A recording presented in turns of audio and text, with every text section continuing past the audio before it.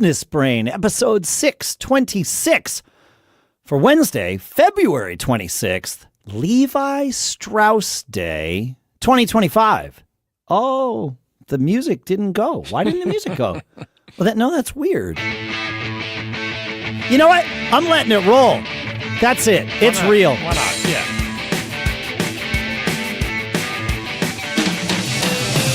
Greetings, folks, and welcome to Business Brain, now with music. The show for folks who like to dissect and analyze and use bits and pieces of information from us, from you, to help tune our business brains each and every time we get together. Here in Durham, New Hampshire on Levi Strauss Day, I'm Dave Hamilton. I love Levi Strauss. Here in Lafayette, California, where spring has sprung, although we do call this false spring, but it's going to be like 70 degrees today. Wow. I'm Shannon Jean, and I'm glad to be here. Yeah, I'm happy to be here too. Me too. Levi Strauss, there's an interesting story there about how it was one of his customers went into business with Levi Strauss to produce jeans. Yeah. Yeah. And he was had stuff to make tents or something, and then he said, hey, what we really need are pants. It was a San Francisco-based company. He was born in Germany, moved to the U.S. at 18, and joined his brothers in New York in their wholesale dry goods business called J. Strauss Brother and Company. And they sold supplies, and then he opened a wholesale business in San Francisco, selling merch like, clothing, bags, napkins, bedding, combs, tents. And then one of his customers, Jacob Davis, went into business with Strauss to produce blue jeans. And pants with rivets. Riveted denim pants. That was it. Very important. I mean, strong stuff. Yeah, that's awesome. That's probably one of the, I don't know if it's first, but one of the first examples of the during the gold rush, the guys that made all the money, picks and axe or whatever, the picks and shovels business. Picks and shovels business. That I always think of Levi Strauss as like, oh yeah, that company is still around, right? I know. And massive versus, somebody banging away at 1871 was when Levi Strauss and Company, as the jean maker, went into business. It was 1853 when Levi Strauss and Company started in San Francisco, but their pivot was 18 years later in 1871. Yeah. Incredible. Amazing. I know. Yeah, crazy. Yep. We are in the podcast business. We are. And one of the, sorry about the lip smack there. I really try not to do that. One of the things that helps fuel the podcast business is reviews. And Printer Dave sent in this week's featured review. By the way, we feature all the reviews. A must for any small business owner. He says this is an updated review for 2025. These guys have been putting out an excellent show for 10 years now, and it's as helpful and relevant as ever. They're approachable and easy to listen to, and they speak from experience. Business Brain is still a favorite podcast, and his review from 10 years prior was The Small Business Show, our former name, is hands down one of my favorite podcasts out there. I learned so much from the guys. And if you own a small business, do yourself a favor and subscribe. I also find that just by listening, I am even more motivated and excited to work on my own business. And that's Printer Dave in Canada. Thank you. That's thank awesome. you. Thank you, Printer Dave. 10-year review updated. That is amazing. You can update your review too. If you've already done one and you want to update it, and I'm going to tell you why you want to. You certainly can. You go to businessbrain.show/review, and that gets you as close as we can get you to where you can click on the review to do it. And the reason you're going to want to do it is that here in 2025, we are going to give away a MacBook to one of our reviewers. And to get yourself on that list, all you got to do is put a new review in or update your current review. That's sweet. And then email us at feedback@businessbrain.show. Yes. So we can get your contact information so we can hand you that shiny MacBook. That's the key. Otherwise, we don't know how to do the contest if we don't know how to reach you. Patrick sent in a question to feedback@businessbrain.show, and it's fairly simple. I'd like to hear what people like about using Google as a back end versus Microsoft in their businesses. So do you prefer Google or Microsoft for your business? Patrick says, I like the Microsoft products better, but video conferencing over Teams sucks. Can I answer that? Please. No. I don't. Yeah. I am still in that, ecosystem of a little bit of both, but I would prefer, I would prefer to use each of them less and less. And I have found myself, like, I really don't use Google search anymore, because it's just not as effective as it used to be. And I use an AI, either Perplexity or ChatGPT. I think it's so much better. I do use Gmail. I do share docs in stuff. And I do use Office products, and that's about it. I don't use any other email. I don't like the video. I don't like Teams at all. All I hear is bad things. And for video conferencing, we did a pre-show bonus topic on the live stream this week where we talked about Zoom and video conferencing. I love Zoom. I think it's great. And but I'm not a huge fan of either of those two. How about you? I leverage some of the Google stuff, far less of the Microsoft stuff. I don't think I use any Microsoft apps at all. You use Excel at all? I use something called LibreOffice, which is an open source Microsoft Office alternative for the Mac, and it's free. Go ahead. Do you have to convert when you send it back to people? That's why I use LibreOffice. The answer is no. I don't. Nice. I have it all set to save in natively read and write in XLSX or DocX formats. Nice. And because I have to, I get spreadsheets for proposals all the time. Yeah.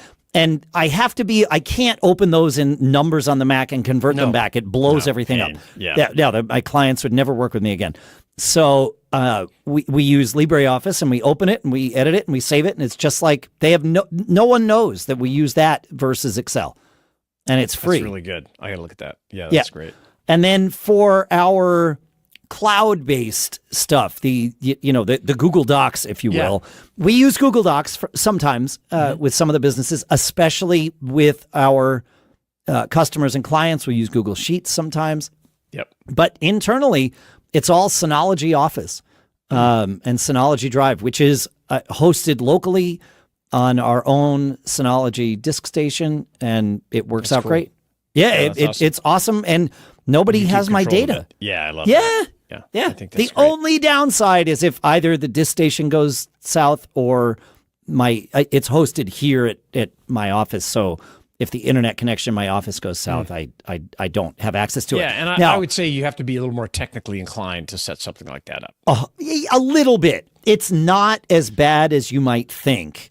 Yeah. I certainly you could do it. Like you don't have to be super nerdy, and you're fairly nerdy, but exactly. I think I could do it, but somebody who's not in the tech stuff at all, I think would be a little daunting. Intimidating. But I do love the options, but you can certainly find somebody to help you set something like that up. I think that's pretty cool.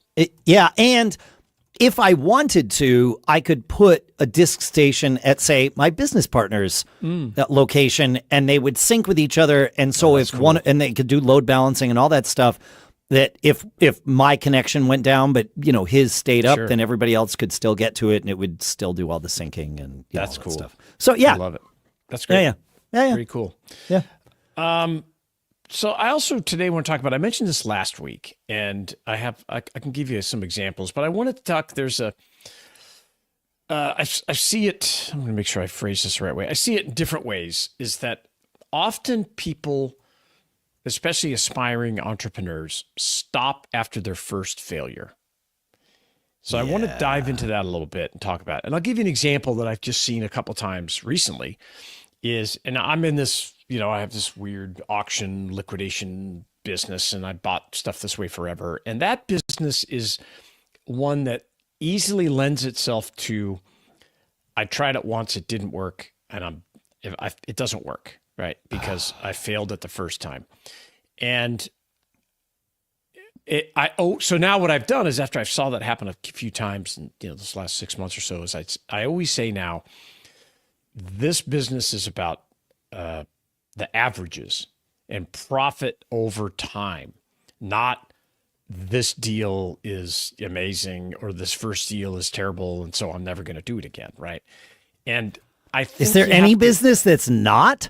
That's a good point. Well, wait. That's why I bring it up. That's why I bring it up. Is there any business that's not any business that lasts a long term that is not about the averages and the profit over time? I love that. So I haven't found one, and I don't know that I want to run one. Yeah, no, it's not. But I will say that especially aspirational entrepreneurs, or I call civilians that are just trying to get into this thing, I don't know where the idea comes from that, oh, I'm going to have success like that. That was my finger snapping, sorry.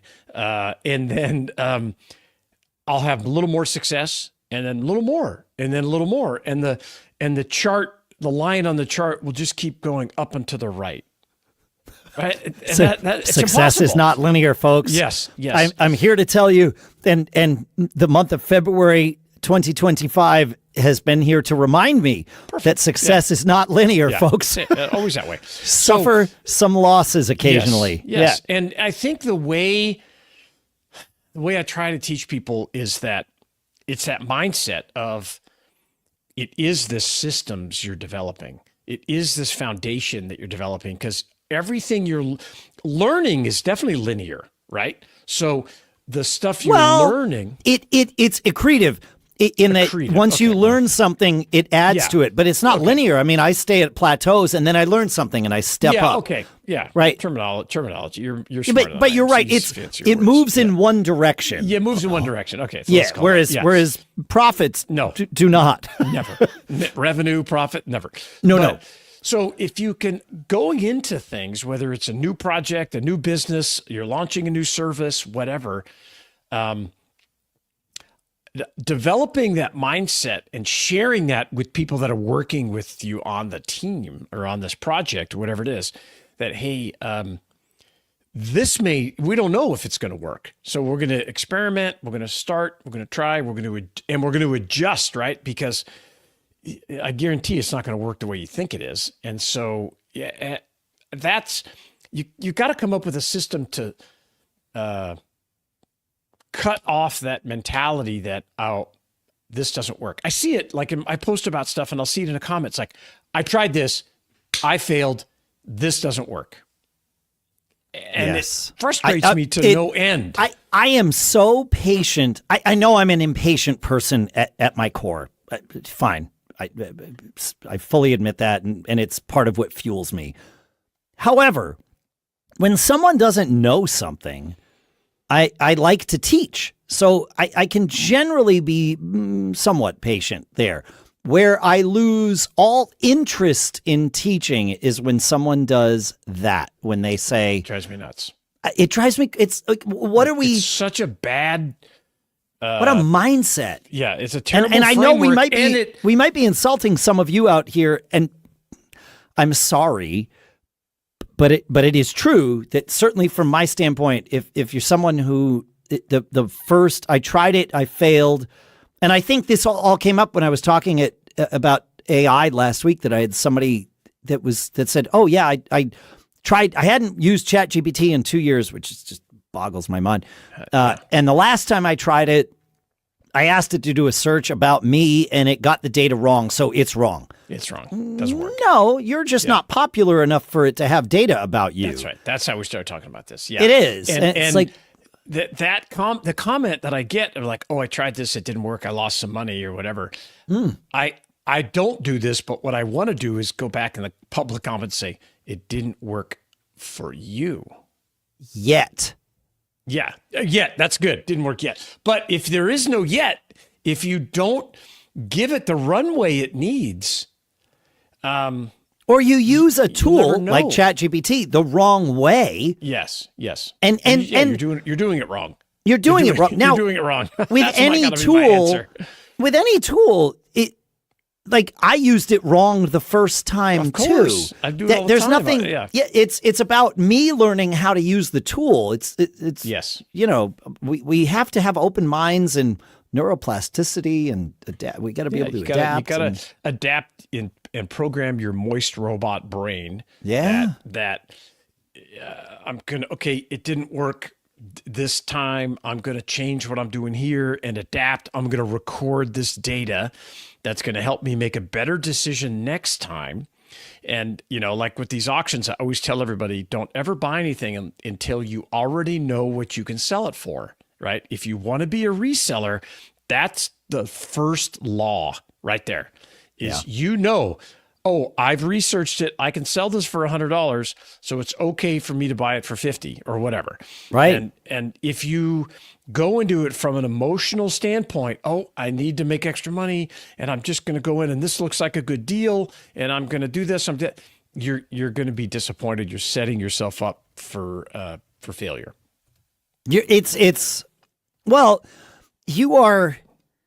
You're presuming failure. And I think that's the part that now that we're kind of dissecting this, that's the part that chafes me so much, is the presumptive failure of something. You're looking for it to fail. Well, I mean, people have their own worldview outlook on themselves, and then they, what do they call that? When project. You're projecting it into this thing. And it's like, well, if they think, I can't even say the words, I'm a failure. I just won't say it. I'll say you are a failure. Yes. If that's what you want to think, but I can never think that way.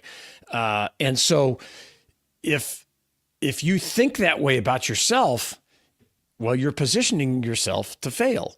And it's just one more thing that did not work. I tried that. That didn't work. That doesn't work. This doesn't work. But you're selling yourself short. There's the fear of success. Yeah. And it's often been said by people certainly much smarter and more learned than me, if that's a word. I think it is.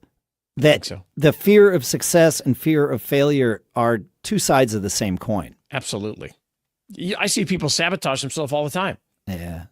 All the time. And so, anyhow, it drives me crazy, but I think the answer is to adjust your framework before you even start, before you take that, even the first action is to understand like, well, I never lose, right? I either win or learn, right? Which is a quote somebody made up. And so if you're like that, like I tried to start a software company, failed miserably, but wound up publishing a best-selling book because of that failure in the software company. So just change the way you look at it. And if you have other tips, feedback at businessbrain.show. Tell us other ways that we can share with everybody so we can all level up together. Hey, look, the music worked right on cue even. Amazing. I don't know why there was a 4-second delay at the beginning of the episode, but that's what we do. Keep them guessing. Thanks for hanging out with us, folks. Make sure to visit businessbrain.show/review. We would love your review. And we're throwing a MacBook out there because that's what it means to us. Feedback at businessbrain.show as well. Send us a note like Patrick did, and we'll discuss it on the episode. And also, let us know. Are you Microsoft? Are you Google? Or are you something else?